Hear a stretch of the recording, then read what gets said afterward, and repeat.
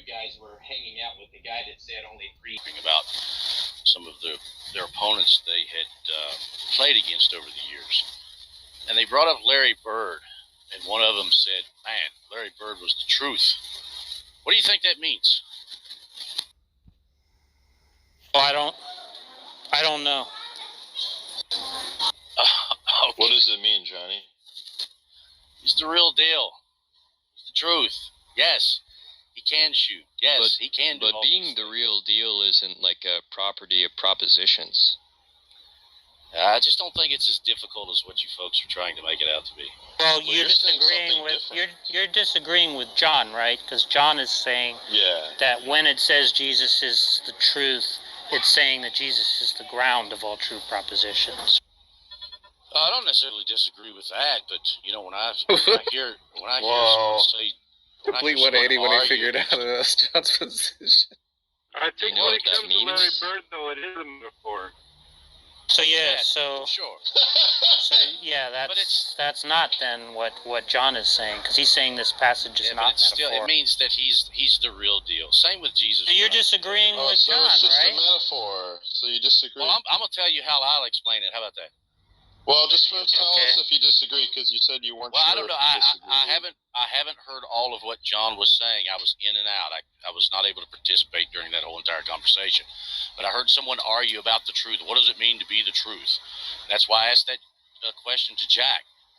What does he think it means when someone says Larry Bird is the truth? It's a metaphor. I don't know. So let me ask you something, Johnny. Do you think God has beliefs?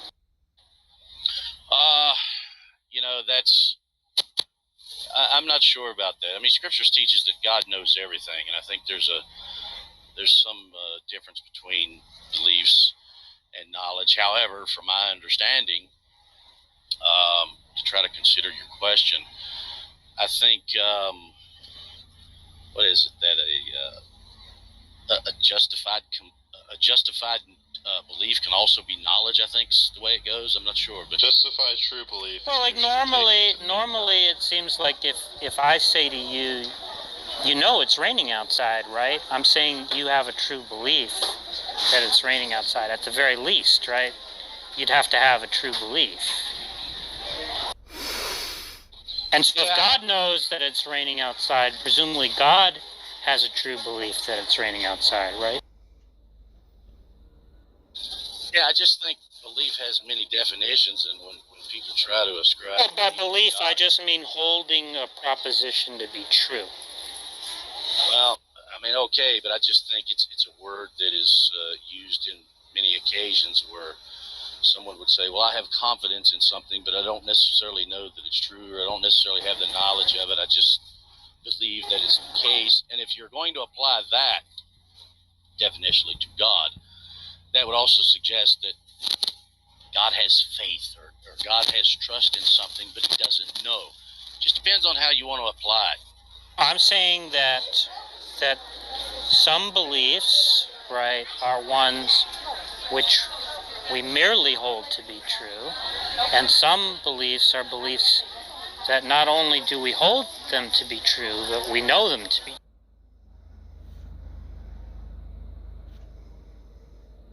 So it's a condition of knowing them to be true that we hold them to be true, but there's going to be some additional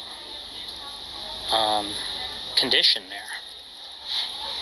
In other words, I couldn't know a proposition to be true without holding it to be true, right? So if I knew that it was raining outside, it couldn't be the case that I didn't hold it to be true that it was raining outside. In order to know that it's raining outside, I have to hold it to be true that it's raining outside. Yeah, I get it, but like I said, it depends on how you apply belief, because it carries several different definitions. If you're going to say that I just told you what it is justified, yeah, but if you're going to say something that is a justified true belief,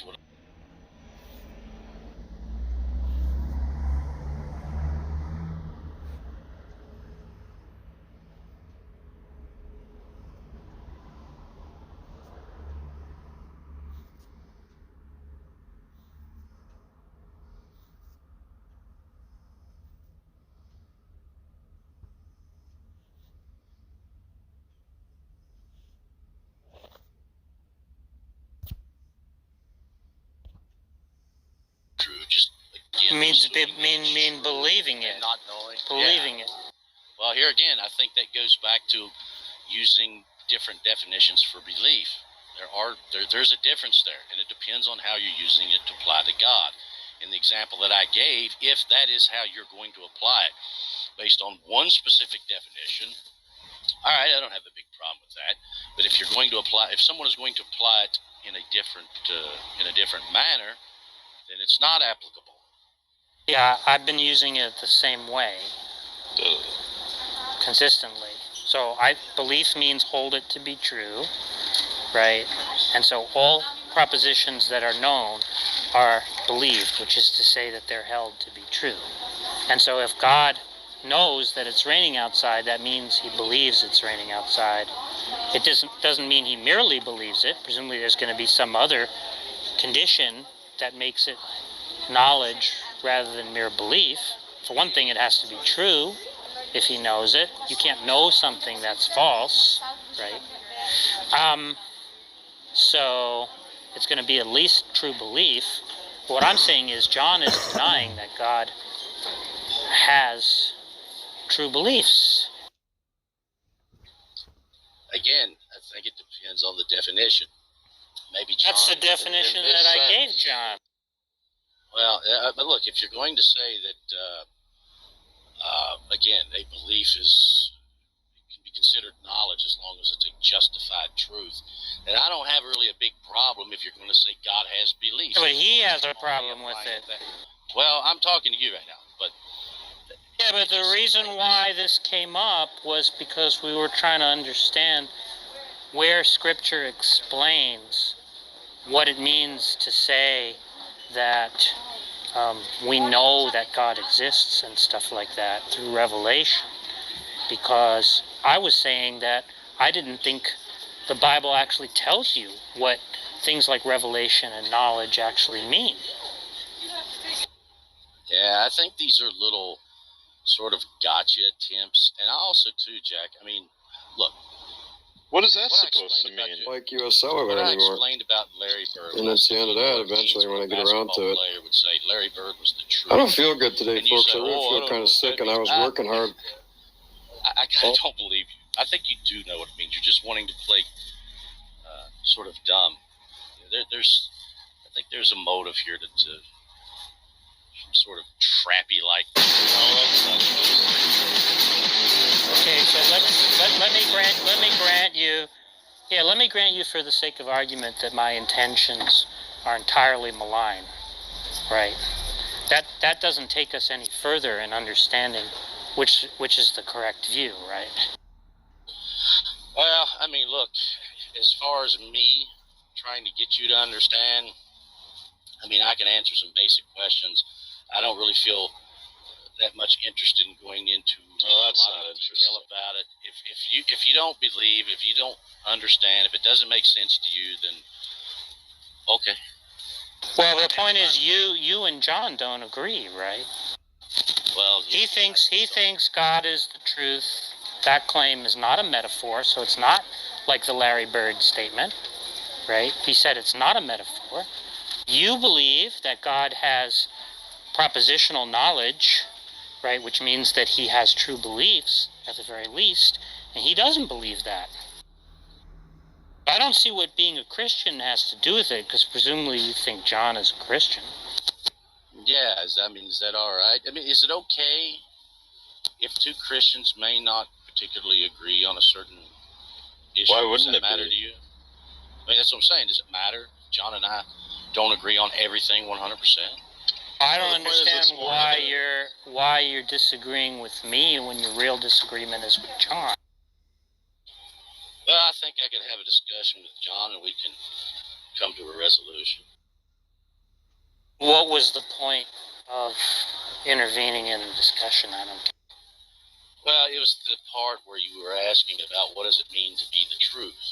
That's why I asked you the question if you understood when basketball. But I've been arguing all but that- along that should be understood as a metaphorical claim, Yeah, which is what John is The disagreeing. real deal is what he was. Instead, Yeah, but that John's would the be one who- consistent with my claim. I'm saying that John's view leads to an absurdity, and therefore the text shouldn't be read as as a literal metaphysical claim. It should be read as a metaphor. So you're providing a perfectly reasonable alternative. But John he wasn't even willing to grant that there's textual evidence for the alternative. Yeah, well, that's him. I mean, I just gave you my thoughts on the matter. No, but John, you came into the discussion, and Jack was saying, "Come on, Larry Bird, the truth. You don't get it. Just means he's the real deal." And Johnny was saying, "I don't know. I'm not convinced. I'm not convinced." And then you went up to Jack, and then you said, "Hey, why don't you get that Larry Bird's the truth? That just means that he's the real deal." Can you do that with a southern accent? You went up to the wrong person, Johnny. I just, from what I listened to, it seemed like Jack was not really understanding what it means to be the truth. That's why. Well, I was the That's one who was because- saying Well, I that heard it was a it. metaphor. Okay. it was, Well, I'm it was sorry. based on the objection that John raised. That's the Okay, point. all right. I'd like to say I've just heard the conversation in bits and pieces. I guess I'm mistaken there. That's all right. That's fine. No big deal. That's okay. No big deal. Now, Jack, the real question is, how much of a priority do you think raising this in private with John is going to be for Johnny?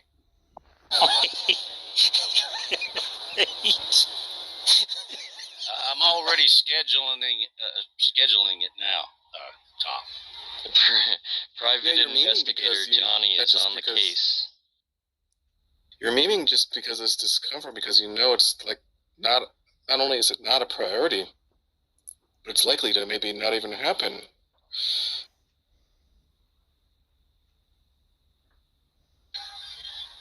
Okay. I mean, I don't really. I mean, why does that matter?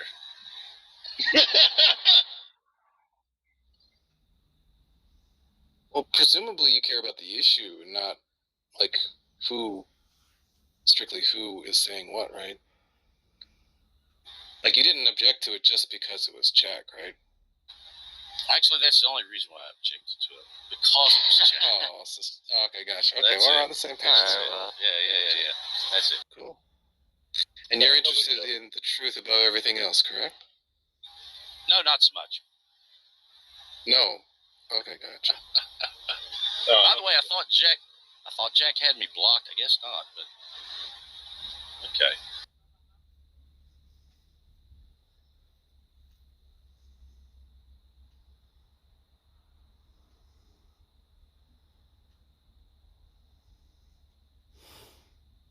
Not interested in truth.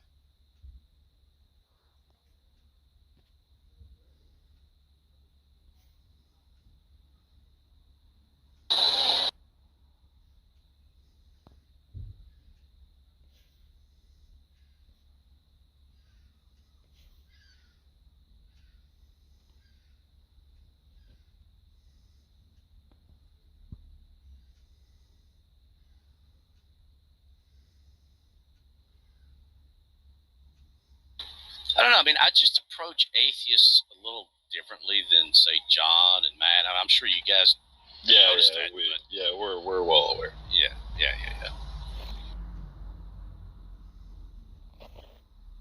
Like, for example, it's as if some Christians, some theists, I guess Muslims too, perhaps, but it's like some Christians won't let atheists be atheists. I don't mean that, they're requiring permission or any of that. It's like they won't allow them to be atheists. I will allow an atheist to be an atheist. I don't mind. Yeah, we're aware that your intentions are malign. Well, it's not a malign. I mean, here again, I've talked with atheists for years. I can still talk with atheists, but Yeah, that's okay. to try to convince you, Yeah. bring you to my side, any of that, no. I mean, Yeah, we know that's not your game. it's not really my game. That's true. Yeah. We know. We've been trying to convince John that statement should be read metaphorically for hours. Maybe you can convince him. And maybe so. Let us know how it goes. I think it's literal. Yeah, what's that about, Tom? Tom, what do you... how do you interpret that right? Because, he'd like to take sides with Johnny, right? Because of the Christian solidarity thing. But what is he doing there? Like, he has to take the side that's opposite to the atheists, right? That's what that is. Right. Of course. So he sort of can't fulfill both desiderata.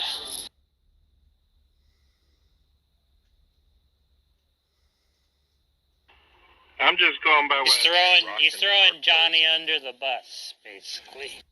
Oh, now that John's here, I'm sure that John would now like to redirect the question that he was so fervently pursuing with the right interlocutor now, right? Yeah, I can't hang out. I just thought I'd throw that in.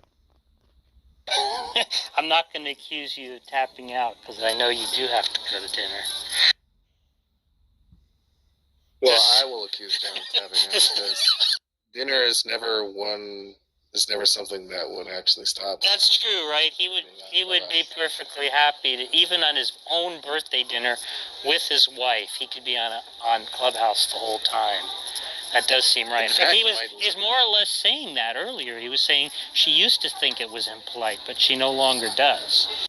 In fact, I think he would leverage his birthday as like sort of a justification as to why he ought be allowed to be on Clubhouse. Like, this is... Oh, that's right. That's right. This is the one time when we can go to dinner and I can be on Clubhouse.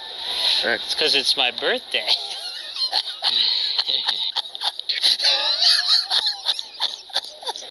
Maybe that's I love his how birthday Jack has wishes. become kind of fascinated with John Lee. It's really interesting.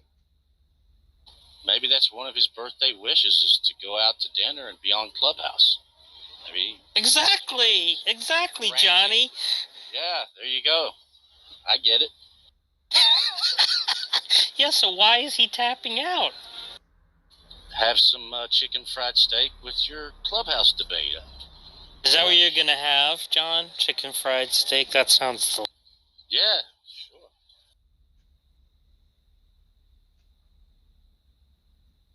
Hard to imagine actually one of my anything sounding more delicious. Chicken fried steak and eggs is one of my favorites. With grits if it's available.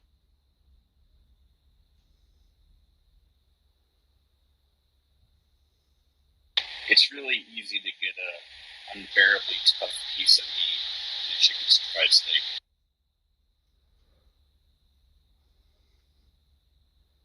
And those I don't like.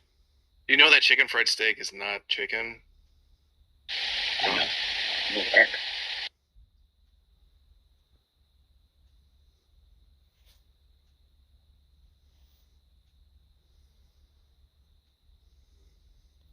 Even so, Tom, I think you have to admit I've gone further than people usually go with John. That's true. That's definitely true. Yeah, but I mean, I know. Fear that Yeah. Okay, but I know what you're saying about how saying I'll consider it just means I'll dismiss it, you know. But Right. But even so, he doesn't normally say that.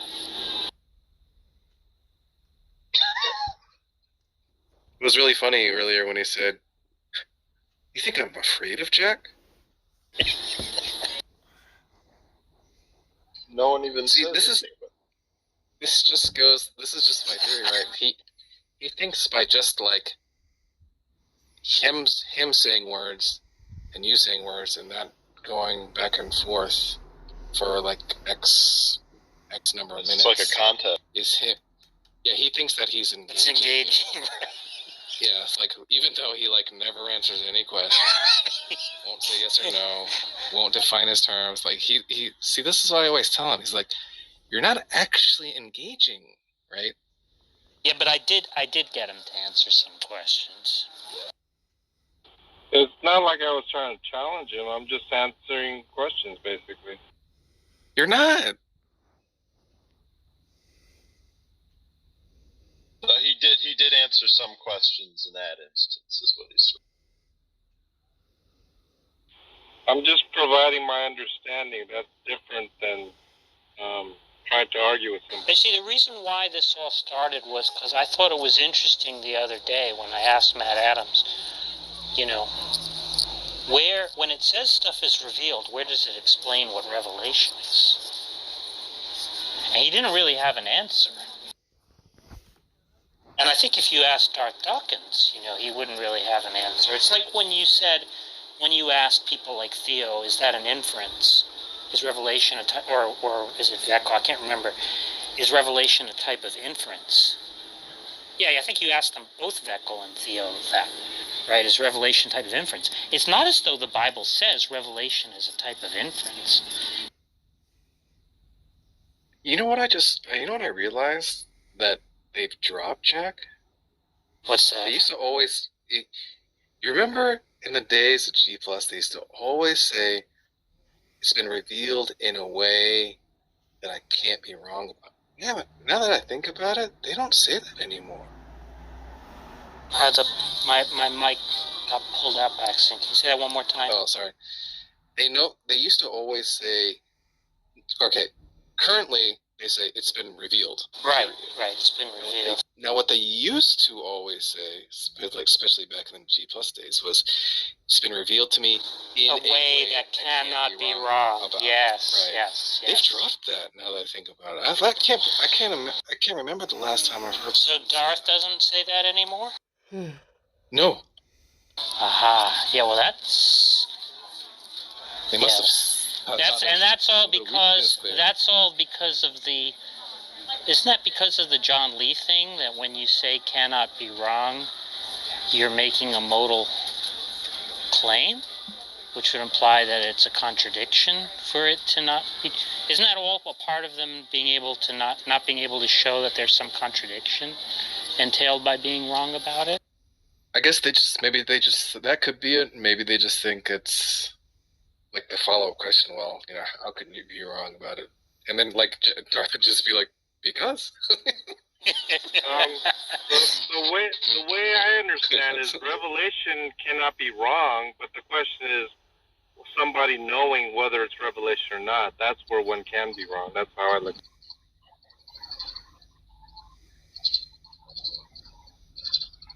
Yeah, so just defining revelation as like always being correct. Yeah, they're constantly mixing ontology with epistemology.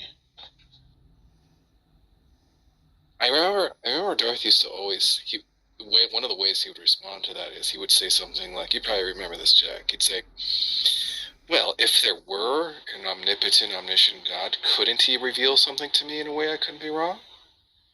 Yeah, well, that's why I always ask, does reveal mean true belief or does it mean justified true belief? Right? Because Theo, and that was really funny with Theo, right? Because when I asked him that, I said, when you say reveal, do you mean that he just causes you to believe X? And he was like, no, that would be mind control. And I was like, oh, okay. So then I take it it's some kind of an inference, right? God isn't actually causing you to believe it. It's some kind of an inference. And then he changed his mind and said, no, it has to be that God causes it. So what was mind control suddenly was no longer mind control. In fact, next time he comes in here, you should be sure to follow up on that.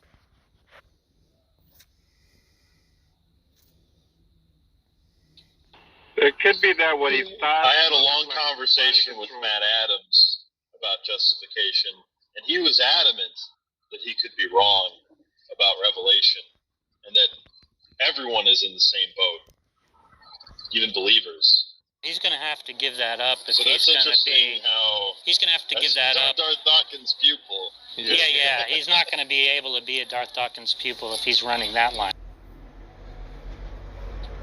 I had a pretty good conversation with Theo a couple of days ago. Yeah, it seems like God, especially if they're Calvinists, God's just putting thoughts into their heads. It's the same way. It's the same way they become the elect. It's a real concession. It seems to me it's a concession for them to say you're not actually justified in that belief. Because if it's merely causal, what's the justification for the belief? Yeah, and they don't freely. Yeah, they're not freely coming to that belief. Yeah, that's what I'm saying. So it's kind of weird, right? Because, like, so you just have the belief that you've been caused to believe X, but you don't have any justification for believing that, right? They don't want to say that. That would be suicide, right? Imagine Darth Dawkins saying that. Yeah, I believe God caused me to believe X, but I don't have any justification for believing that. They couldn't say that, right? Then what are they going to say? Yeah, it's the same way they're saved as well. They're being saved against their free will, against their own choice. So it's like God is injecting them with a love. Well, yeah, that's right. But Darth doesn't say that. He's an Arminian. Yeah, well, I think where it comes is it's a justification as to whether this is revealed or not. I think that's where that comes in, and so we can be wrong in thinking that something's a revelation when it's not. But if it is a revelation, the revelation itself represents necessarily that it's Well, that's true fine. and infallible. Well, that's sort of like unhelpful, right? Because if you can't know what is and isn't a true revelation, then it's not really helpful that there is a true revelation. I think you can know, except that it's fallible. Right. Can know, but you might not know. What is he saying? You have to go get Sarah. Fallibilism is not a controversial position.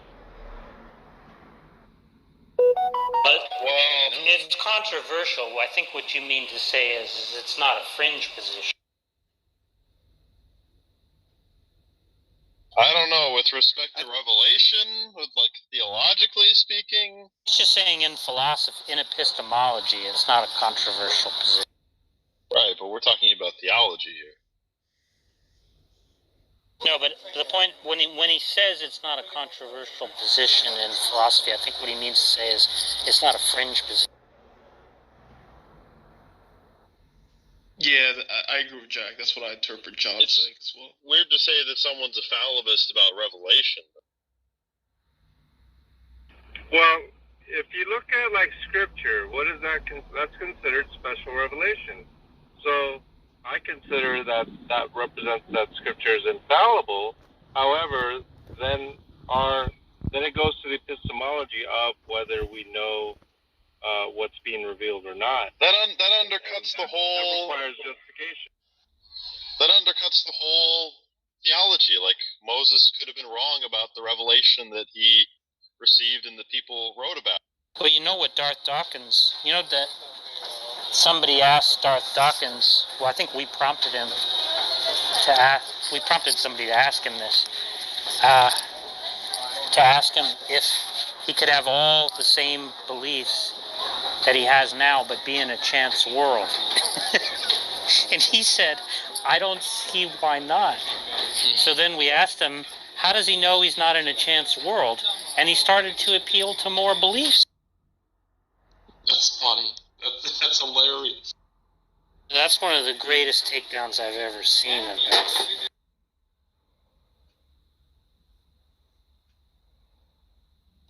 Speaking of takedowns, Jack, what are your thoughts on like mind dependent realism? Are you familiar with that? I don't know what that is. Well, have you heard the view before? Is that like Putnam's view? Who is I forget the guy's name. Are you familiar with Sacco on Discord? Yeah. Yeah, Sacco is like a mind-dependent realist. He's like, I forget the guy's name. It's like some German name or something like that, or some Is it Brandom? name. I think that was one of them. Yeah, and I think No Waves or something like that. I forget how to pronounce it. No Wave. Let me see. I probably can find it on Google. But I was just curious, are you familiar with the view, or are you kind of like familiar with it at least, even if you don't like agree with the thesis? Are you familiar with it? Not really.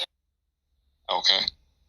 Like Wouldn't basically, you be sympathetic to that, considering you consider yourself a value realist? I don't know what, I'm not sure what they mean by mind-dependent realism. I think that's some kind of view having to do with,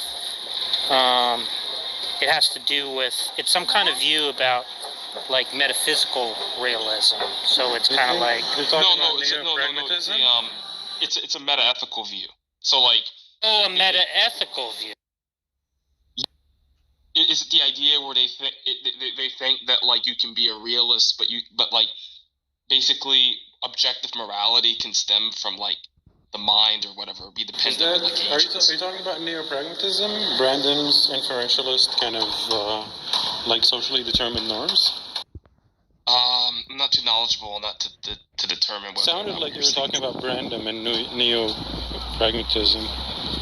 Like that would be a mind-dependent realism, if I'm not mistaken. Well, are they talking about in that under their view? Are they talking about like morality, or are they talking about like some sort of metaphysical thing?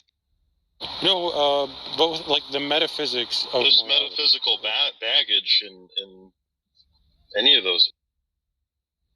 Yeah, but like basically what I'm trying to clarify is that are we talking about like, is Brandon's view like, is he making a meta-ethical, or is he making like meta-ethical claims? Is what I'm. Yes, he thinks the norms are real and they're socially determined. Gotcha. Okay. Yeah, I'm not too knowledgeable on mind-dependent realism. I was just curious if Jack was. It was something I heard Sako talking about, and he's tried to explain it to me. But I don't think I really understand, because like the way I understand like moral realism to be, or objective morality to be, is something that's mind independent. So it's hard for me to kind of fathom like what it means for like realism to be true, but it be like mind dependent. That's what Ethan was talking about the other night. He was saying he takes a deflationary account of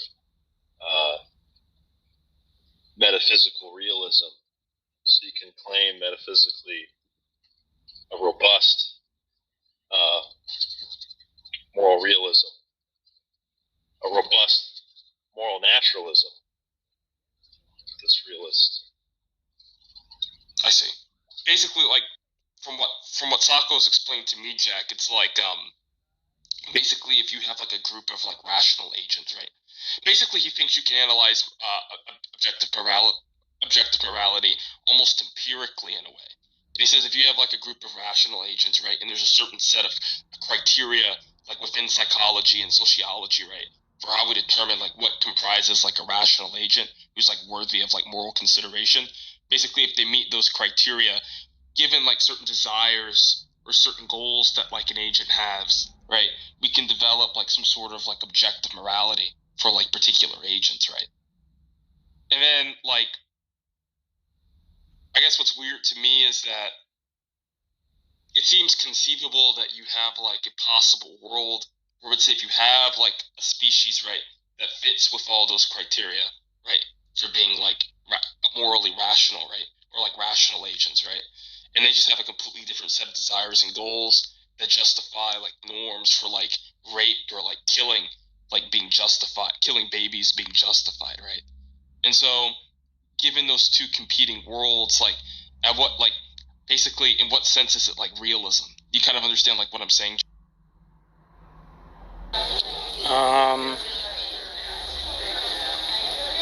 I think my understanding about Brandon is that he thinks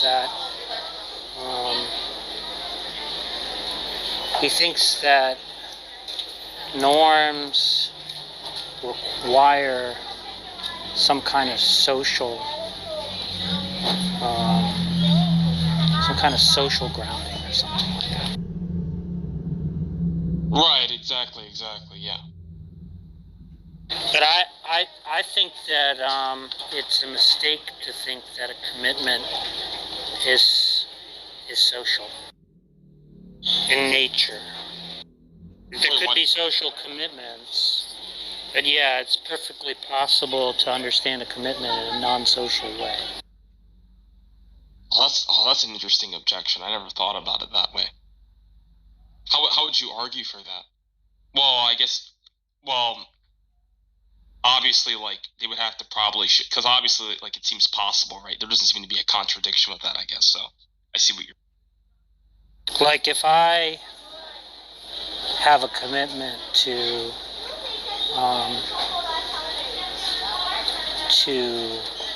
quit smoking, right, and I fail to live up to it, it just follows from having that commitment that when I come to understand that I haven't lived up to it, that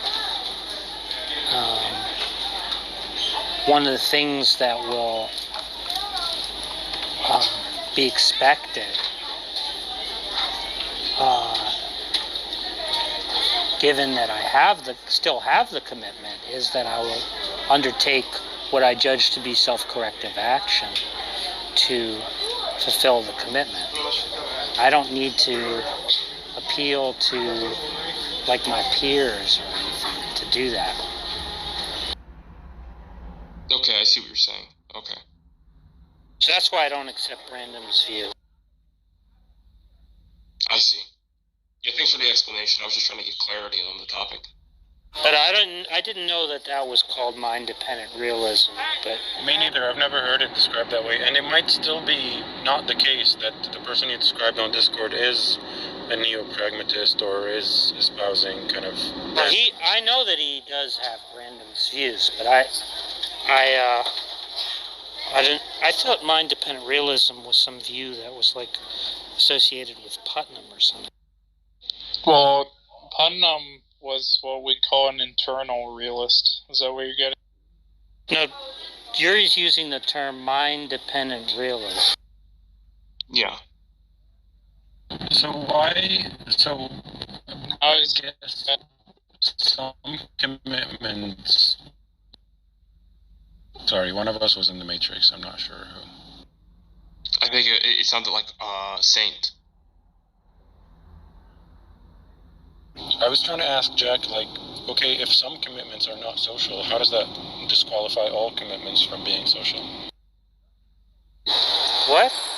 I didn't say there couldn't be social commitments. I was saying that okay. I understood Brandon's view to be that what it is to have a commitment is to have some obligation, something like to have some obligation to your peers to justify, I see what you mean now.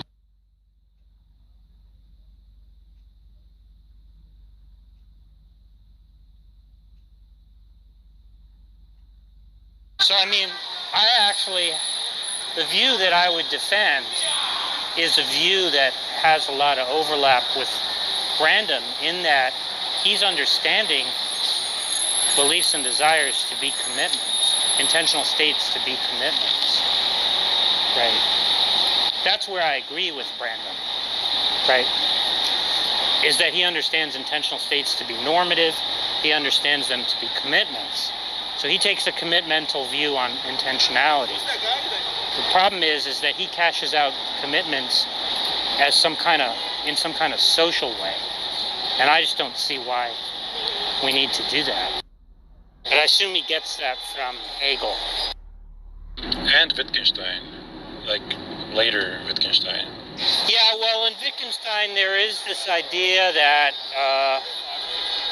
to follow a rule is some kind of, requires some kind of,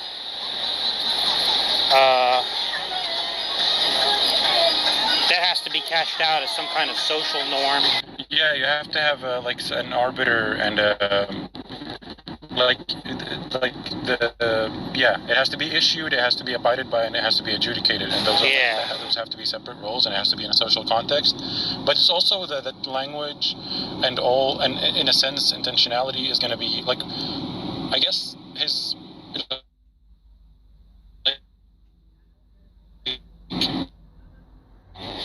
Omar, you're cutting out. Wittgenstein's semantics and metasemantics.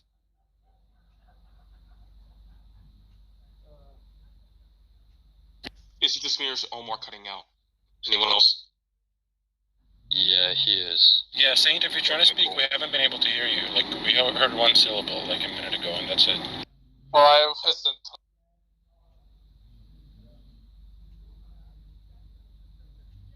What happened?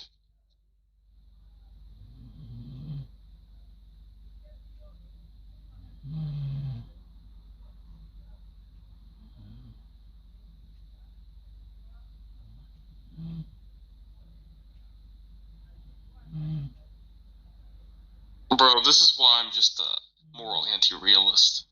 Yeah, I think it's gibberish. Man. Bro, all these like weird like versions of realism.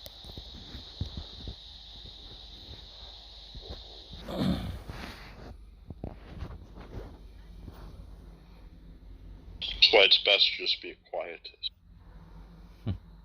Oh, what? Sorry. A quietist. Let me guess. It's someone who's like quiet on the issue, I guess. Yeah.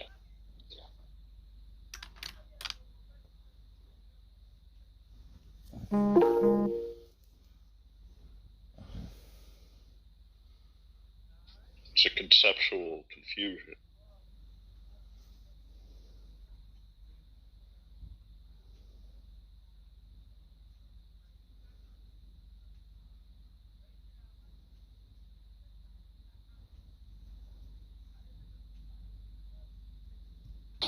So a quietist can be a realist, right? But can they be a naturalist?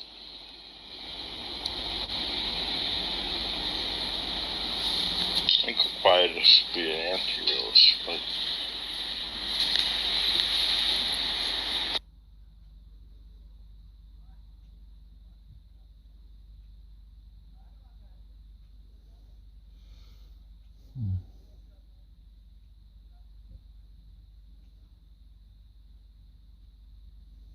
Jack, what are your feelings on primitives? I'm skeptical that there are such things. Well, what do you take like normativity to be? Don't you take that to be some type of Well, I think there might be a distinction between something being primitive and something being irreducible. Okay, I see. Yeah, no, I get what you're saying. Bro, I can't believe I forgot that. Bro, I haven't done philosophy in so long. That's right, I remember the whole argument and everything, too. I already know the answer to that.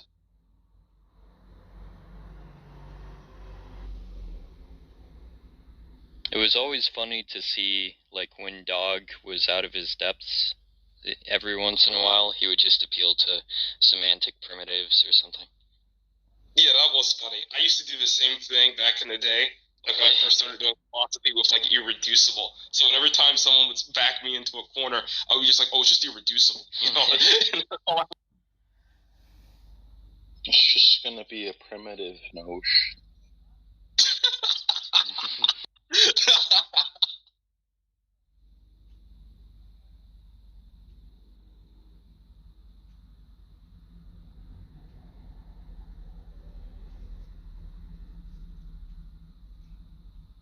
It's just a semantic primitive.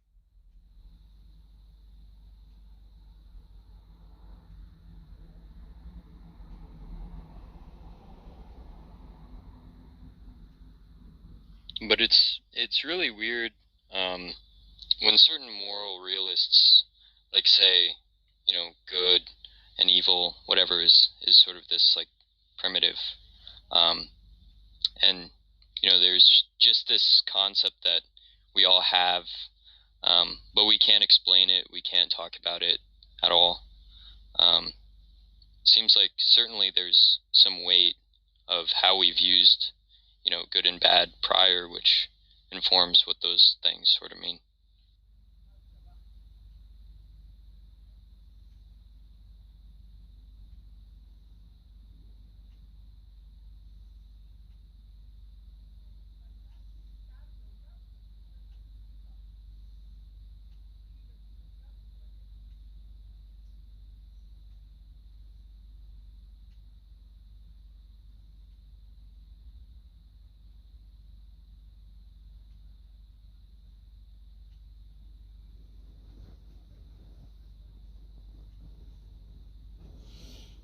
Hey Jack, Can I ask you another question? Okay. Yeah. So you know how like when we talk about like normativity, yeah, I shouldn't have said that. I was retarded. But Jack, you know how we ask about when we talk about normativity and like sometimes the way we describe normativity is like in terms of like oughts.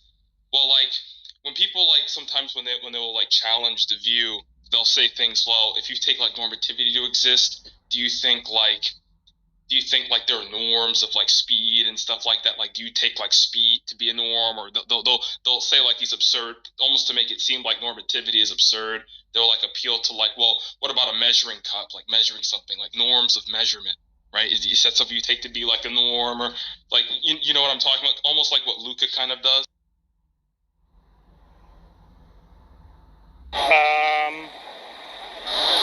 Well, I think that's just to equivocate on norm. Right. So like, can you explain what you mean by that? That it's an equivocational norm? Like, how is the way, like, Bogrami uses norm kind of different from the way that, like, other people will use it in that? So I forgot. Well, I mean, I think when Bogrami talks about norms, he isn't merely talking about a standard. He's talking about a commitment. I see, okay. So commitment is a type of standard, but you could understand a standard is not implying any ought.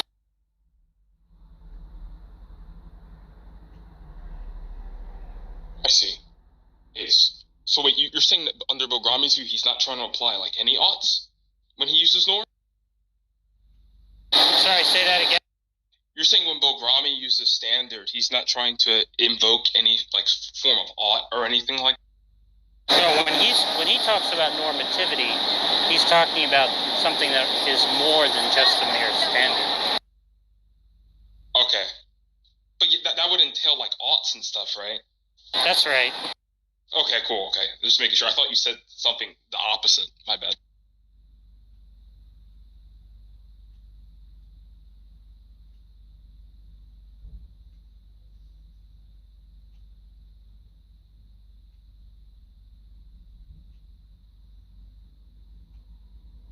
Well, there could be oughts, and there could be a norm that entails oughts about measurements, the way things should be measured, about how gastronomic preferences should be compared.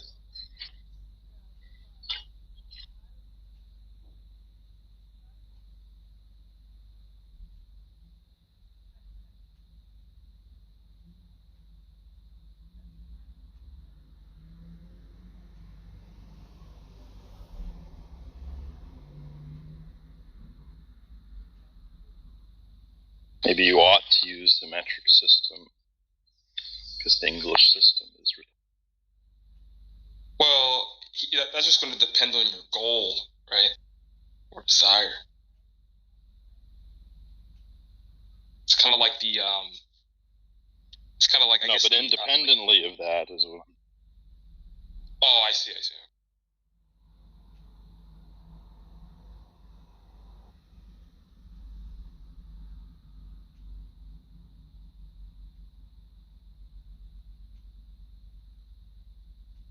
Hey, Tom, are you there?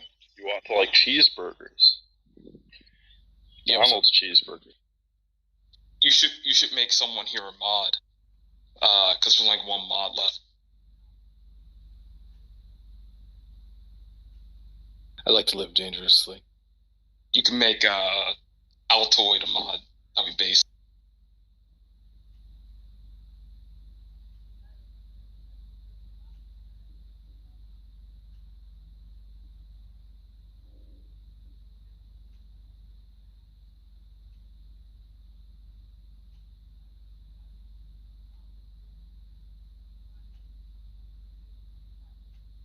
Bro, Bogrami's view like always makes like I wonder why people like it just makes so much sense, man. God, he's so based.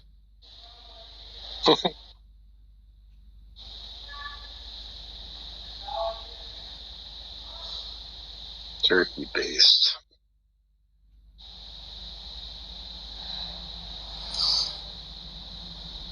Matt is in there I don't gloating know. about his war stories about how he folded somebody in the chat, calling atheists absurd.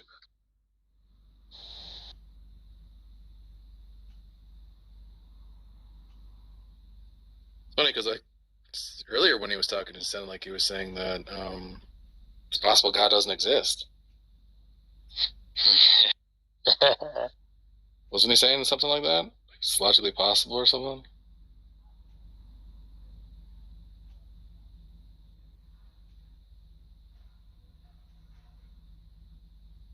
John said that.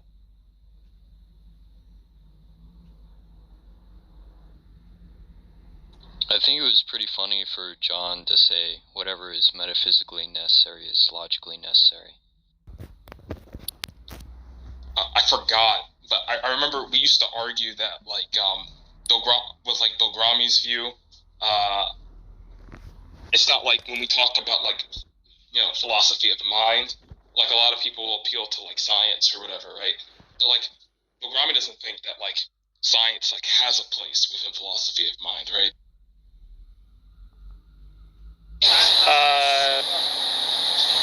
He doesn't think there can be a science of the mind. What was I forgot what were the reasons he gave for that? Isn't that like, doesn't he talk about that in Belief and Meaning? Not that much.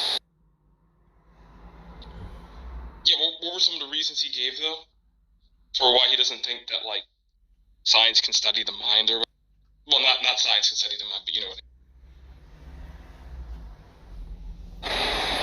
Well, I'm not sure there's a simple answer to that. The book is partly an argument against naturalism about the mind. So he just understands naturalism to be the view that the mind can be studied by the methods of the natural sciences. Oh, I see what you're saying. Okay. Yeah, never mind.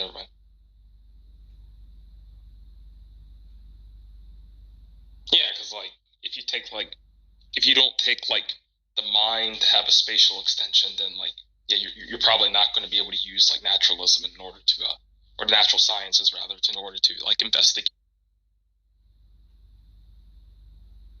Yeah, well, you'd have to think that the mind is identical to something like a brain state. Yeah.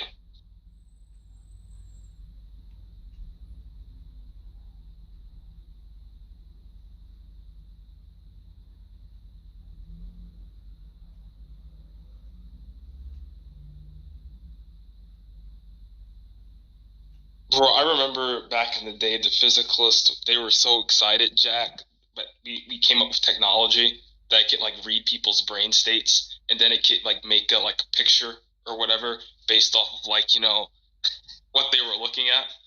Bro, I remember we came back with like the response of like, how's that different from when like people will like make an abstract painting or something like that?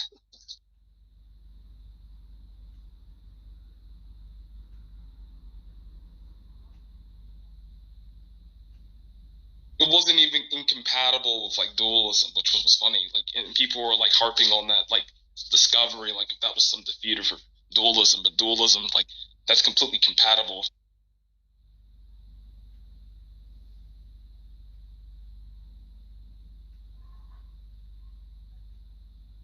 What is that? Brain scanning. Yeah, there was this experiment. There was this, like I remember just like a couple years ago. I remember like people like were joking that like this was like a defeat for like Jack's view or something like that. It was kind of like semi-joking, but you had some people who were serious. They made scientists. They made this machine that could like it could make like a rough like visualization of like what people were thinking about. I can post the article in, or I can find it. But basically, they would hook things up to your brain, and they would tell you. They would give you like a picture or they would tell you to think about something, right? So like say a duck, for example, and like it would create basically the computer would use AI to create this kind of image of like basically what you were trying to think about almost. And it didn't really look like a duck, but you could see how like if you already knew that the person was trying to if you knew that the person was already trying to think about a duck, you could kind of see how it was kind of a duck. It wasn't that good, but it was still pretty impressive, right? Because you could make out like some of the colors and like the general shape, right? But people would raise that as like an objection to like Bill Gromy's view or like to dualism in general. But like one of the like objections I remember Josh gave was like, well, how's that different from just someone like painting like what they're thinking about? Like if you told someone to paint a picture of a duck, how's that like any?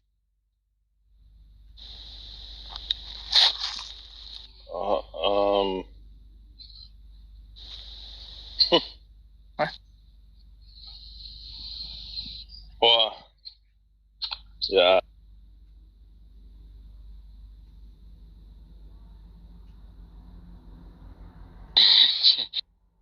Jack, what is this video? I don't know, but there's just something so arousing about a hot girl like that talking about rape culture.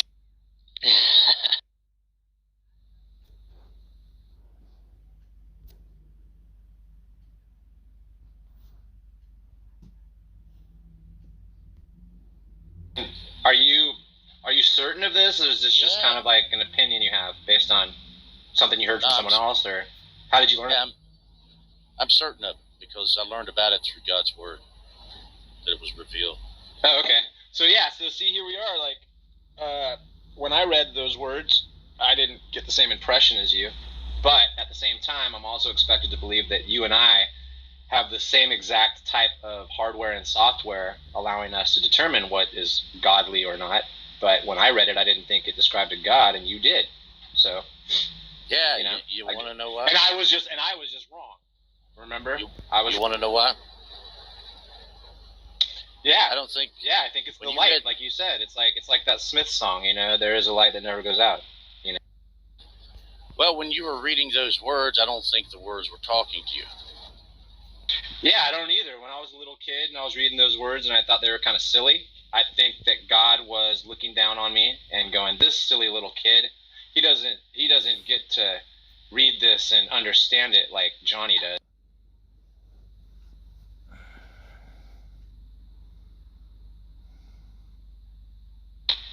Right? Kind of like that.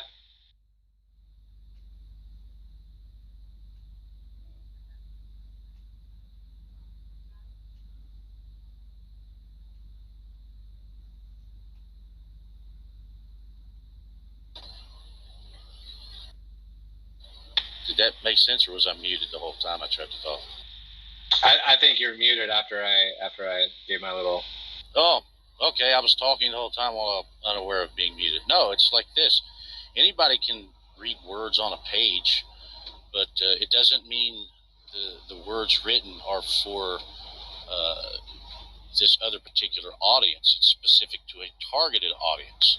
Right. So yeah, that's what I mean. The letter is not for you. Yeah, that's what I mean. So even like out of the womb, right? I was already kind of bound for failure in God's eyes. Is that pretty much? Or before that, right? Before that, when He arbitrarily picked you to be elect, because He didn't have any basis to do so, right? There's nothing to judge about Johnny in order to pick you. So it's an arbitrary choice. When I was not chosen, I guess that was it, right? That's kind of the story. I just didn't really have any hope after. Well, I don't think you ever really had hope. I mean, that's sort of an expectation. Were you expecting? Yeah, no one had God hope for to me. choose you? No, that's what I'm saying. No one had hope for me, but they. Well, had I don't hope. think you did either. Is my point. Right, I wasn't able to. hope I was of it too either. young. I didn't think in those ways. I'm saying, like, when I was like, less than a minute old, and God had already chosen you as elect, but had not chosen me as elect. He had no hope for me. Well, I want to make something clear. As far as me saying, well, you're not of the elect. Well, I don't necessarily know that. Christians, I'll speak for myself. I go by indicators. Now, that doesn't necessarily mean, even though I think that you have a darkened mind, it doesn't necessarily mean I believe that God would never open your eyes.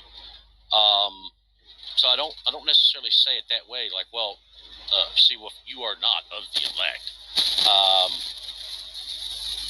But say that you are not. Let's assume the case that you are not. Yes. Is there anything that is going to change about it, even from your birth? You know, if you're not elect, it's not like you were born the elect and later you became non-elect. No, you were always non-elect.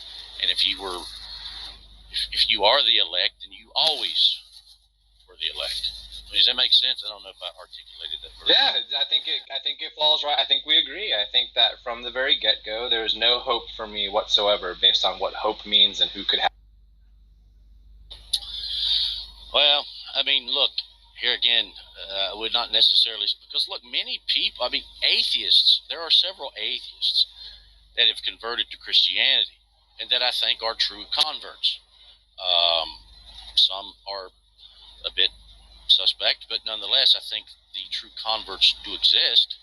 So just because a person was a heathen in one moment does not necessarily mean that, oh, well, therefore the elect, only the elect are going to, be moral pillars of the community. No, that's not how election works. You can take a heathen or even a murderer, whomever, that can be elect, and God opened their eyes, changed their heart, they're transformed and they're regenerated, sure.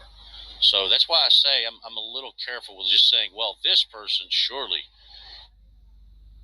among the elect. But again, So, I don't think it's really. I thought you said, and I may be mistaken, but you can correct me if I'm wrong. Last we spoke, I thought you said that there were indicators, and I think you kind of alluded to that today. There are indicators that you, as Johnny, can kind of detect with your elect whiskers. You know what I mean? And figure out if someone's maybe in the club. Isn't that kind of where you stand? Yeah, I mean, I was going to qualify that as well based on what I said to you earlier about you reading the Bible and, you're not getting it, you're not understanding it, it doesn't seem to be, real to you, it seems to be just a bunch of gibberish and made up, religious jargon. And you heard me say, well, it sounds to me like that those words were not for you. So that would be somewhat of that indication that you're talking about. Right. So based on what you said then and what you just said right now and then what you said a couple minutes ago, I guess we're still in agreement. I'm pretty much doomed, right? I think so. Yes, I think so. Yeah. Okay. But every once in a while, there could be someone like myself who really gives it an earnest shot at getting on the A list, and they end up being in God's favor, like yourself. Could become elect, perhaps, maybe something like that. Is that kind of what? No one becomes the elect. Oh, okay. So they just might be elect. They just don't know it. Yeah, that's true. Yeah, I think so. And as far as giving it an earnest shot, I mean, Christianity isn't something that, you just kick the tires and go take it for a test spin and give it your best, but, that's, you just did the best you can. No, that's not how someone comes to Christ. But like I say, to me, the indicators, I see there's a difference between a person that they very well may be a heathen, but they're not doing things such as denying God. Oh, there is no God. Jesus is not the Son of God. That's all a bunch of baloney and things like that. They're not really doing any of that. They still seem to be perhaps curious. They're not necessarily overly hostile. Those people, there's a different indication with those people versus the one that is going to, say before men that Jesus is not God. Well, when you do stuff like that, that pretty much tells me that, as Scripture teaches, you deny me before men, I will deny you before my Father. So those type of indications are how I would draw a conclusion. So, I mean, ultimately, I can agree with your premises internally, right, as an internal type of critique or analysis or whatever. I don't know how you say it, but I mean, it just sounds kind of like that shut up fool theology, right? That shut up fool type of approach to this fiat rule, because it just is, right? Like, I can't do anything about it. You're probably chosen, based on your assessment, your feels, and it's emotionally convincing to you. It's not emotionally convincing to me. So you have also determined that I'm probably not elect based on the things I say and do. So it's just kind of that, shut up fool God stuff. Just, hey, he did it. God said it. It's done deal. Nothing really to talk about. It's just kind of what it is. So, Well, I'll give you another example. Scripture talks about, those that have tasted the truth and have received it. There's parables of the sower and things like that. And there's passages where it also talks about the extreme difficulty, if not impossible, for someone to denounce the truth and then somehow come back to it. To take Matt Dillahunty, I think he would be an example. He said, well, he used to be a Christian. He even was being groomed to be, I think he said, a preacher maybe. Right. Someone who was a believer and isn't anymore, in your eyes, most likely was never a believer and is not one of the elect and cannot go back to being a believer if they have. Yeah, that's sort of the sense of that. Yeah, sure. But like, for example, take myself. I was not always, I'm definitely different than who I used to be 20 years ago. I was a heathen. I was sort of mean, very callous. I wasn't even sure what love was. I mean, I was involved in all sorts of immoral activity and criminal activity and all of these things. However, I was never an atheist. I never blasphemed God. I never said things like, well, there is no God, or I still had somewhat of a, I guess you could say, a reverence for who God is. I guess I just would simply say that I was disobedient to that. I think there's a difference between people like that, as I said, versus one who is denouncing God, saying things like, Jesus is not the Son of God, mocking the Word and Bible believers and all these things. And it's clear that they're very hostile to the Bible. I think there's just a difference in that type of indication. There's about 15 people trying to talk to Philip. You guys need to do it one at a time. If you want to have a conversation with Philip, do it one at a time. We don't need 5 people saying, Philip. Let one person go and then take turns. Philip actually started the conversation by asking me a question, and other people jumped in. Okay, Jeff, you can continue with Philip. Yeah, okay. So you said that we have inherited these Judeo-Christian principles and that we're building off of those. Is that correct? Yes. So the idea is that when we talk about atheism in America, the majority of atheists in America act as if their values came from out of nowhere. They just had these values. And my examples are, if you look around the world, this is just not true. The ideas of like free and open thought process come from Judeo-Christian thought process. So like that would be my conclusion, that you guys have, and this goes back into the abilities of values, that you guys act as if these values that you claim to have, like do not kill somebody, come from what you observe in the world versus what has actually been set up before you based on the premise so of a Christian country background. So I've got a question for you. Is it possible that the people who wrote the Bible and coded these morals and these principles in these books did the exact same thing that we were doing? They just looked around the world around them and saw what seemed to work and what made sense, and they codified those morals in those books that they wrote. Would that make sense that that's what they did? Well, so the issue that you would have to face, Jeff, is the actual long-term history of how people treated each other all the way up until, you would say, basically Judeo-Christian values. And you can see lots of books and lots of history out there that go ahead and show that people basically had no abilities other than the person with the bigger gun won. If you want to talk about conquering and rape and stuff like that, it all revolves around cultures believing the person with the bigger gun wins. Therefore, they are the ones that instill those values. Yeah, so you didn't answer my question. So I understand that there may have been a group of people. I did answer your question. I reject your premise. I reject the premise. I'll answer. I'll be more. Well, hang on a minute. Hang on a minute. You just got through talking. I started to talk. Please don't interrupt me and let me. Please, right? You just had your turn, right? So, fuck. Now I lost my train of thought. So you said the whole idea. Yeah. Fuck, dude. Yeah. So now I totally lost my train of thought. Can I ask him a question? He's saying he's atheist's worldview is informed by philosophies which were developed and perfected by the religious, the monotheists of history. Yeah. Okay. And so my argument is that they simply appropriated who they appropriate morals. Who exactly did they appropriate? The Code of Hammurabi, for one. Hang on a minute. I don't think that there necessarily has to be a book.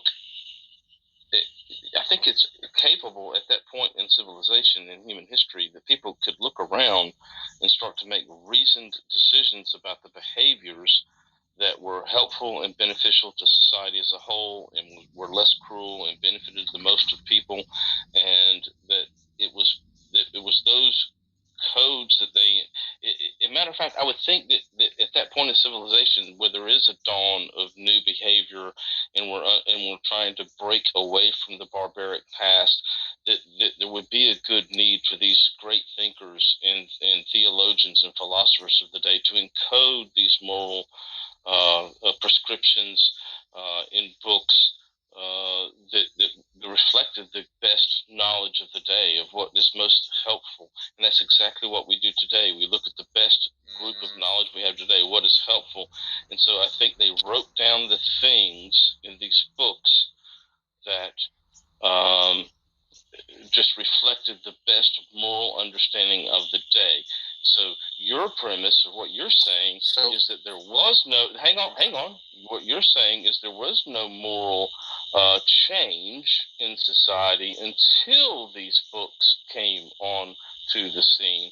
And I'm rejecting that premise and saying these books are a reflection of that change. Yeah, so I think Michael understands this. So here's the issue. You absolutely just basically said, I believe for the sake of believing because I don't want to see the actual history you have. So the issue you face here, Jeff, is that I can actually point to things in time where I can actually see changes occur and philosophical changes happen, but I only see it within certain civilizations. And those civilizations all seem to have their actual abilities of what you call Judeo-Christian philosophy. And you, at the end of the day, when I look at the actual atheistic or monotheistic or non-theistic abilities, when I look at what they've reaped, it's all the person with the bigger gun wins, and therefore I can do whatever I want to the other individual as long as I have the bigger gun. And therefore, morality. That's a straw man. That's a huge. That's not a straw man. Hold on. You're interrupting. So that's not a straw man. No, it's not a straw man because I'm actually pointing towards things that have happened. Jesus Christ dying on the cross, like a thing that really happened, that changed. How do you know that happened? Look at that. We can look at that point in time and we can say there's people that are willing to die and be martyred based on what they observed and they witnessed for the sake. Okay, so hang on a minute. Now you're interrupting me, so and I interrupted you, and I understand, and I'm going to try my best not to do that. If we can keep it to one-on-one.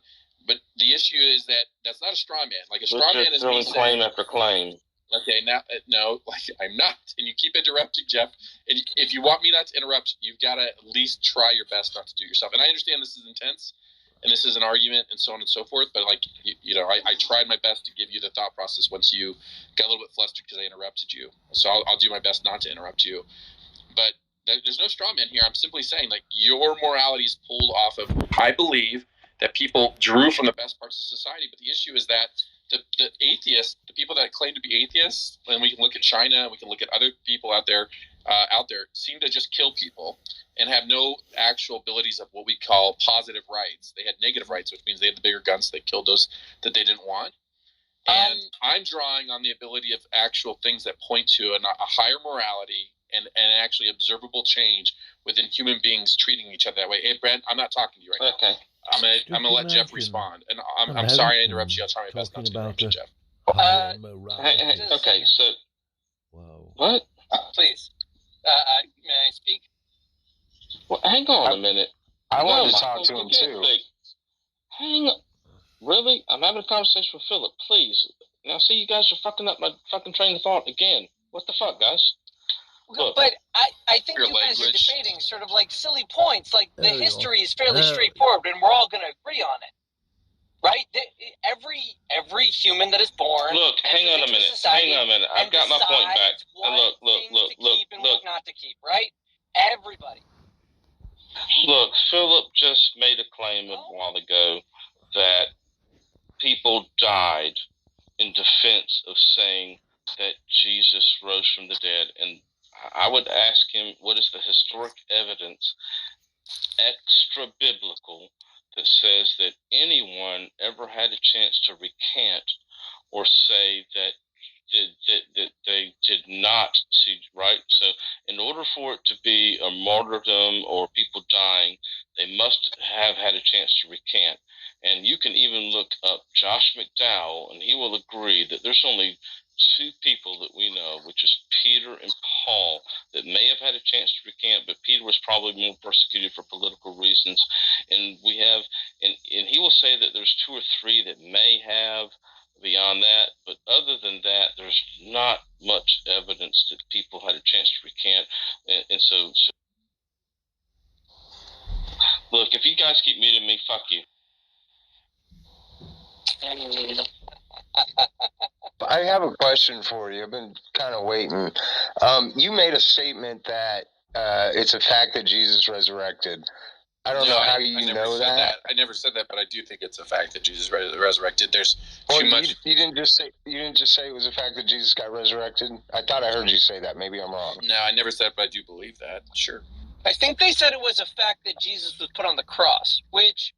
Okay. I never said that either. I never said that There's either. good but evidence to support. I said that it's there a was guy that fact was nailed to a cross. I said as far as this, that there's a fact that something happened within history at that time that made lots of people follow him, and lots of people were martyred because of following But him. yeah, like listen. Well, I don't know how you know that either. Sure, because we have lots of history. In Rome. Really, what history? What history do you have? Okay, so we can go through You that. never heard of the What's your Christians? actual question? There's plenty of history. Well, my question is that you're making assertions, and I don't know how you can back up those assertions. Which assertions? Which assertions You've never did I make? heard of the Christians? No, I've heard of the Christians, but I've heard Christians assert things and never demonstrate their So assertions. you're saying that there's not a number of Christians that actually died after Jesus' death because of actually following him. Like this is actually something that I've. What do you mean? I've never. Okay, but that doesn't. People martyr themselves for all kinds of bad reasons. Just because somebody died for a belief doesn't make it true. Okay, so that's true that somebody One dies second. first. There are mountains of proof about the claims of the Christians at the Vatican. If you want to study their claims, go to the Vatican. Talk to the Catholics. They'll tell you all the proof. Well, the Catholics aren't demonstrating anything either. They're just asserting it. I'm just saying, like, Michael, proof is out there if you want to look at it. Michael, I'm not trying to be. Michael, I'm not trying to be rude. Michael, I'm not trying to be rude, but I just want to ask you a question because I think this is good. Like, you're a Jewish person. You don't believe that Jesus is a Messiah, correct? That's correct. Okay, and you would agree with me that there's something big with Jesus that happened, and we know through history that people have been martyred for very early on that Christians died. Like, do I actually have to get this out in the sense that this never happened and we're just making this up? That's not the debate. No, see, that's not what I'm saying. That's exactly what I'm saying. That is exactly. okay. That's not what I'm saying. Like, I'm not That's gonna, not what I'm saying. You can't do the research on your own. That's I think is pretty much widely accepted. Listen. No. My See, people, when you say Philip, when you the cult of the Messiah develop into what you know today as Catholicism, I assure you, it is well documented when Jesus' cult began. Whether or not there was a guy, whether or not the facts happened exactly as they tell them, okay, go ahead and argue. But there was something that started by Paul in Rome and Israel, right? There was a new thing that started. We know it happened. To argue against that is to. But that doesn't gaslight mean all that of it's this. true. Okay, so this is the disingenuous argument. Hold on real fast. Go investigate it. That's what's true. Is this your name? Is Bent? It's kind of Bent up. Okay, it's kind of. I'd rather actually call you by your actual real name, but The ability is that, like, if I have to prove to you the sky is blue, and then you're going to tell me the sky's not really blue, that's just the way that it actually light reflects off the actual sky, and then we can go into the abilities of how we get to blue. I'm not going to have the conversation with you, because at the end of the day, like, these things that I'm talking about are not controversial. The only time they're controversial is when you are more bent on disproving something that you won't take any because what you're failing to Philip. Let me finish really fast. I haven't made claims that are like indisputable around even atheists that actually take the subject serious. You, at the end of the day, are making these claims that they're just made up. And at the end of the day, if that's your thing, I'm not here to convince you, because at the end of the day, you're probably not going to do the research. And you're not going to believe anything I have to say. All right, I have a question. Okay, so well, hold on a sec. I'll go ahead, Johnny. I'll finish up what you want to say there, Ben, and I'll follow you. I was just going to say, Philip, like, you say things like it's uncontroversial, but what I think you fail to realize is that even though Christians are a huge part of the population, they're not a majority. So your beliefs are your beliefs are controversial to a majority of the people on it. Well, it's not controversial because a bunch of people believe it. Does nothing to further your assumption. I didn't make that claim, Ben. But you said it's not controversial. No, I don't think it's controversial to say that when Jesus died and then people were killed for him, and just like Michael said, that it's very obvious something happened, and if you really want to look into it, you can. That's not controversial. That's just a fact. And if you don't, even if that happened, okay, hold on, real quick. Hold on, Michael, real quick. I'll shut up after this. Even if a bunch of people died for an idea. Okay, and Christianity popped off and a bunch of people martyred themselves because they believe something, does not make the belief true. And that's what you're forgetting. That's not what I said. You've made that point a few times. Yeah. So what was that, Fox? I didn't hear you. I think that point's been made. Yeah. And I actually haven't made that point. Like, I concede the point. That doesn't mean it's true. I'm using those things to basically say that, like, the ability of saying that nothing happened in this time period and so on and so forth is absolutely not factual. There's things that happened. We just know through actual history that something happened at these periods. The things that if you're going to, like I said, if you're not going to be genuine and actually just admit what we can actually say is a fact, then there's no reason to have the conversation. You're being disingenuous because you're not actually looking at the actual history. And this is coming from somebody that hasn't been a believer their whole lives, that I've done a lot of the actual reading myself and so on and so forth. Am I a historian? No. But, like, am I willing to, I literally read Christopher Hitchens say the exact same thing. The issue is that you want to go into the ability of saying that history isn't history and facts aren't facts, and at that point it's a disingenuous conversation. There's no reason to have it. Yeah, you're getting a little conspiracy. Well, hold on. What fact is there that Jesus resurrected? Where is that fact demonstrated anywhere? Jesus did not resurrect. I never. Hold on fast. Did I ever say that? I said I believe. You said you believe it's true. I do believe it's true, but that wasn't my original statement where you came at me. Okay, but still, you think it's a fact that Jesus resurrected, and I want to know where the evidence is for that fact. Okay, hold on, now you're shifting the goalpost. Their opinion. They haven't proven that to my satisfaction. No, I'm just saying you believe it's true. You want me to believe this thing. Where's the evidence that even happened? Let me give you a second fast. Like, I hope that you believe it, all honestly, and so on and so forth. But it's not my job. It is not my job to convince you. It isn't. What was that? Because you know for a fact that knowledge. You know it for a fact that belief and faith is not knowledge. Okay. Okay. Let me give you something fast. You have faith. Dude. He's allowed to have an opinion about history. He is entitled to his own opinion about history. Yeah. So I'm entitled to my abilities of those things, but the abilities of when I say something, like when we look, this whole conversation. Hold on, you're interrupting. Can you defend us? Hold on. Let me actually finish here. Let me actually finish this. My whole point of starting this was that when I talked to an atheist, I said that you guys grift on Judeo-Christian values, philosophically speaking, and then you act as if those values just came to you. And when we look in the world and we look at the values, that wrong. Can I actually finish what I'm saying, or do you have to interrupt? Because it's just going to go longer if you keep interrupting. So I'll say it again. So you are grifting off of it, and the reason I know this is because when we look at the world populace of actual philosophical principles of what's happened, like big general principles that have actually taken place. We can actually look and see what has been prosperous in thought process and opening to the world and the ideas of free thought process and other things and human rights and different things like that. And we can see the people that don't believe in the Christian Judeo values, and we can see the way they treat other people and the fact they don't actually agree on these things and the fact that they actually don't actually have. fair. This is Explain the Dark Ages. Explain the Dark Ages. Holy fuck you, dude. Oh my God! Explain the Crusades, you dumb fucking. Yeah, explain the Dark Ages. Explain the KKK, a Christian organization. I'd like to. It was really more of a Democrat organization than a Oh my than a. God! You guys just want to hear yourself speak. Hey, listen, Is anyone guys. here familiar with Guys, history? I can answer all of stop. these questions in turn. And Michael, you're I'm more than listening to welcome. Michael. You're more than welcome because at the end of the day, like they think that just because they have numbers in this room, that they can just interrupt instead of actually having conversations. So it's your floor is yours, Mike. May I ask a question about values? We do not interrupt. No, because we get dropped. We get dropped.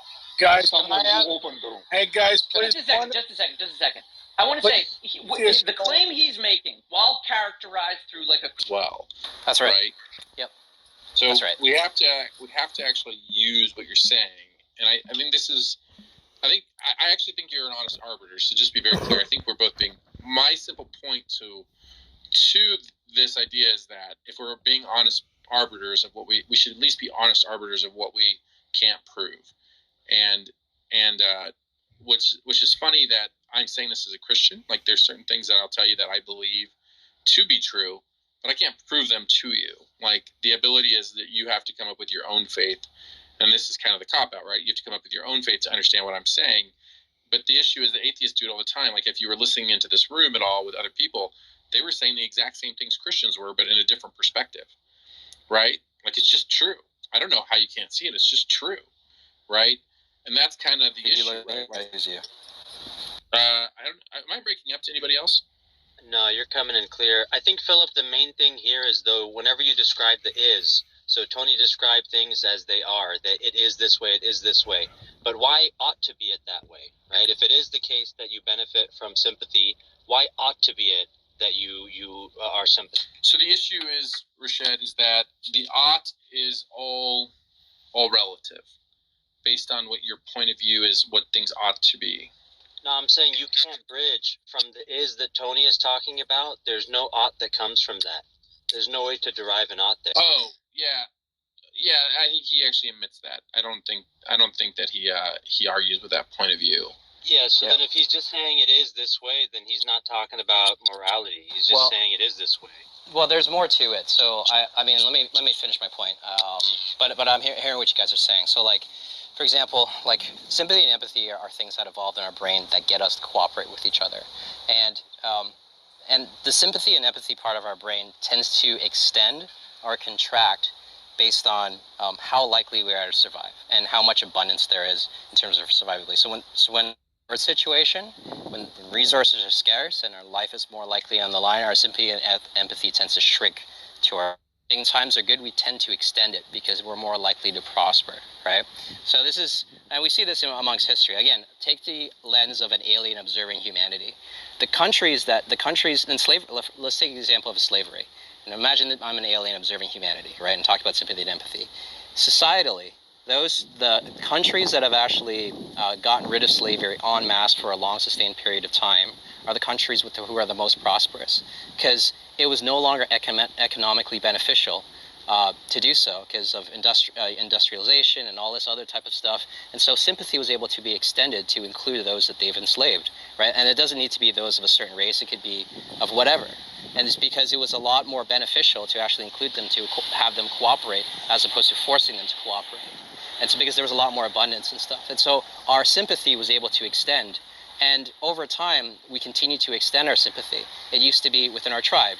Then it's with our nations. Then it's now globally. Now people care about humankind as opposed to, us, whatever ethnicity versus the other ethnicity. Oh, okay. And this is a phenomenon that tends to happen based on your survivability, right? Let me push back a little bit and get to the point, because this is actually going to turn into a good conversation. My argument to this, Tony, would be is that the only places that you see this happening are in Judeo-Christian the Judeo-Christian part of the world, the Western world, that it was lit on fire from these ideas you're talking about. Like, we can look at, if you want to, we can look at China. I think China is a good example. We can look at Russia. And while they may have some similar ideas, they're vastly different on the ideas of what they believe is supposed to actually happen, right? Like, their worldviews in these sovereign places in the country are completely opposed to what you're talking about. And my argument to this is because and we're in a Christian room, so just understand that, like, I'm for sure trying to give. My argument to this is that because there is a difference to how we get to where we're going in these countries. So I think it's more tied to economics. So the countries that, as I mentioned, those that actually extended, like, you see this phenomenon of extending more sympathy and empathy is a phenomenon that generally happens when you follow the trends of countries or groups that tend to be more prosperous because they can afford to.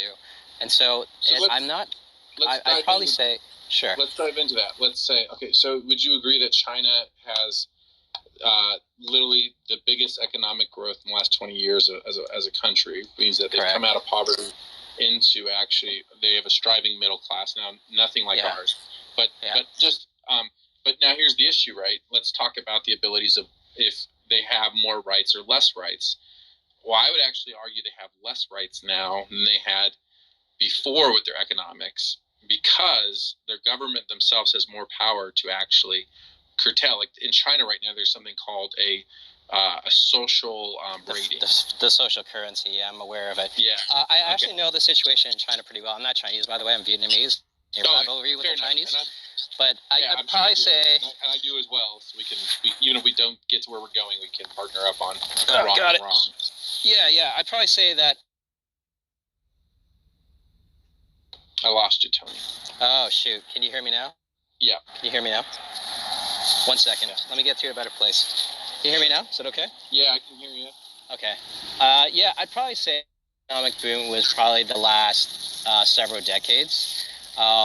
It's if you see it on the ground level, you're going to see a societal shift in terms of their attitudes over governmental shifts. And as we know, governments tend to change a little bit different because they're older generation. They come from that. So I'm not quite sure that that's the most accurate lens to look at it. You know what I mean? Let me look about, like, let's just look. We could agree. I mean, I think this is kind of where we have to agree on facts. We could agree that human rights don't really exist in China.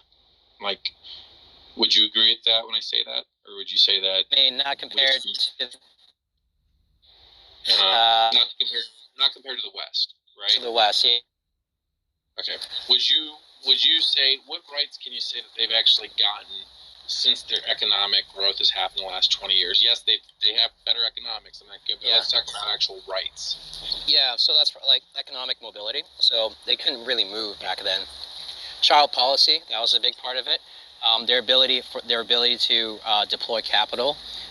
Just so generally more freedom. Hold on fast. Do you think that China changed their one-child policy because of economics, or the fact that they literally have a country declining it and they have no men in the country right now? It's both, but the economics is a big portion of it, because what they're saying is that to sustain future growth, they have to. They saw this a while ago, right? Yeah. A lot of things that I they don't need want to to be get too much into that. I'm just trying to draw some facts out here. Yeah, but I do think it's tied to economics. Like, I think the correlation is incredibly. I don't disagree with you.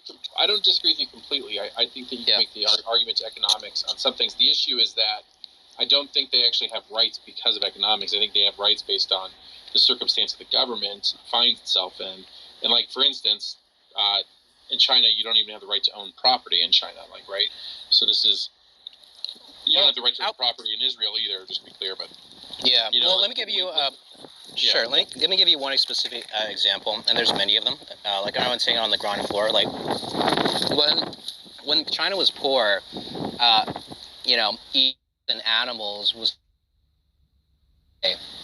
And, a lot of the Chinese are horrified, especially with the specific... There's, like, a specific area in China that eats, like, dogs still, and all of China is really horrified. And so every single year, protesters from all around China protesting. I'm aware of this, yeah. This was big in the Olympics, yeah.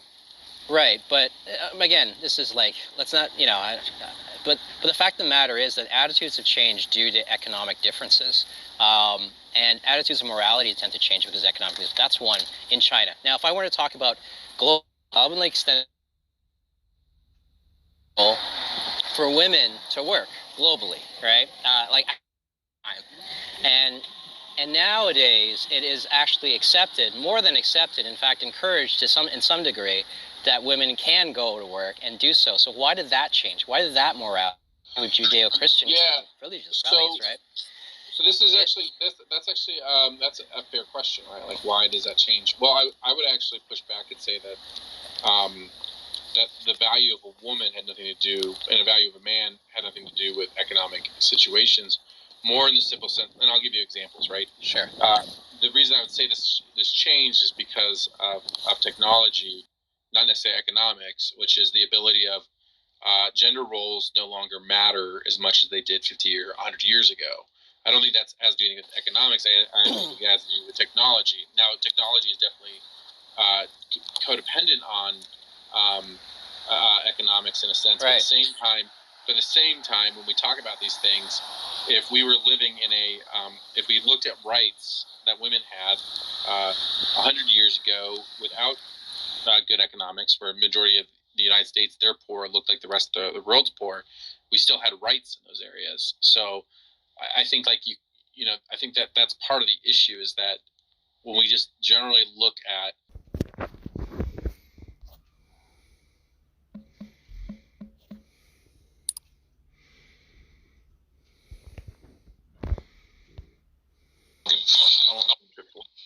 Yeah, me neither. But it's just like, it's weird. Like, he's so strong about it. Say no, I can't. I'm never gonna tell you about it. Like,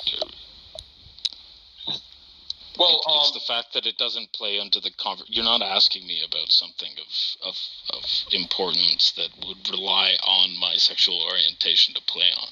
It's just you're curious above all else. That's all it seems that is coming from you. You seem to think, right, that you understand perfectly well where I'm driving the conversation, what it is I'm asking about, or that you need to have like a perfect, transparent, view or understanding of what I'm asking about, or just like talking.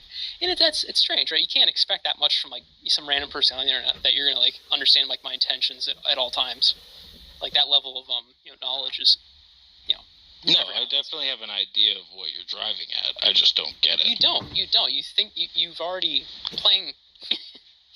You think you do. So what's your objection again? If I want to feel like accepted in a conversation, like I ask you, you're like, hey, what'd your dad do today? Like just shooting the shit. What did your dad do today? Yeah, did you hang out with your dad? Did you have dinner with I'm not really looking for anything. I'm just like, hey, you went out and had burgers with your dad. Cool, good shit. I'm not like and then someone says, I would prefer not to speak about what my father does. Right, and that person is the bitch, right? That they're the what's the word? They're the weak link in the room. Yeah, they're the bitch. I see. They're the bitch. Right. They're the See, I would think the person belittling someone for not answering a question they're not comfortable with is just being the dick. But they're not comfortable, dude. Like this is the I don't want to not here for you to be sexuality. Like it's I don't want to on the internet. I know it's like I feel that it plays no aspect on what I do on this application or what I'm talking about. So I don't know why you feel as though you need to know. If you want to ask me something that I want to talk about, and if you want to talk about why I believe people in the LGBTQ plus community deserve respect and the ability to live their lives as they so choose, I'll talk to you about that all day. But as long as you're probing into who I am as an actual person, you can go fuck yourself. I could care less. Yeah, great, dude. Yeah, I appreciate that you don't care. You got the no fucks attitude. I'm really proud of you. I know your mom's proud of you. Like you who are trying to probe me. I know and your take family notes is on like really proud of the stances you take on the internet and like your pretend like little ideology you've got cut out there for you. Yeah, it's great. Pretend man. Cool. ideology. I got you. That's great. Well, it was nice talking to you guys tonight. It was nice hanging out with you, Toast and Rich. Nice meeting you. I'm gonna try to get some sleep now. All right. Good night. See ya. Hello, Maggie. Hello, hey, what's up? How's it going? Yeah, hello. Not bad.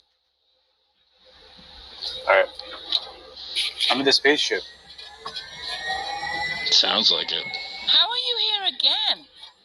Do you work there 24/7? No, I'm only there when I work. I'm only on Clubhouse when I work. Ah, I see. That makes sense. He's on Discord when he wants to have fun. No, I don't even go on Discord anymore. Yeah, I haven't seen you there in a while. So. Was I being completely unreasonable, or is he just being a jackass? Oh, total jackass. I mean, why is it any of his business? He's acting like he's entitled to know. Seems to be one of these people who, like, gets really nosy into people's, like, personal business. And most people don't really like that. And then he admits to being a note taker. Like, the fuck? Yeah. Yeah, it might just be social ineptness. You know. Taking notes is funny. No, Murphy, I have a note on D-Rain's profile that he hates Tom Sawyer by Rush, but that just ensures that I will never forget that D-Rain hates Tom Sawyer because of how strong I feel about that position. So there's, it's totally jokes to that degree. It's just like, when you're specifically noting down, like, someone's personal details, it's like, fuck. Yeah, no, I understand what you're saying.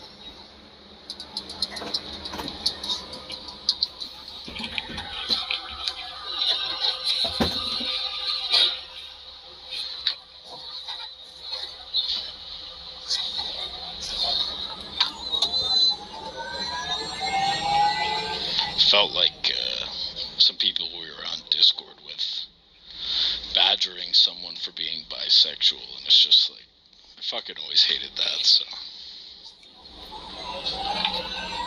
You felt like some people you were on Discord with? Yeah, for sure. Specifically for being bisexual and not being sure. That whole thing. It just reminded me of that guy's tactics. Yeah.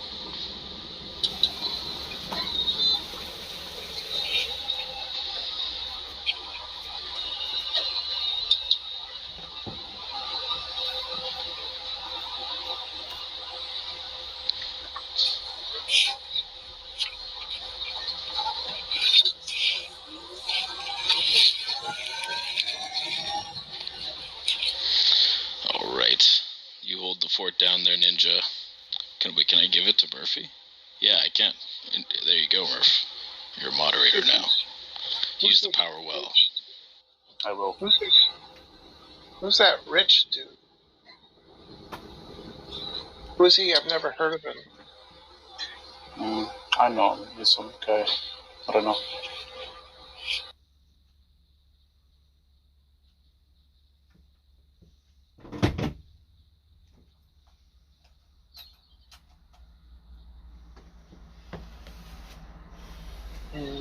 Seems really quiet.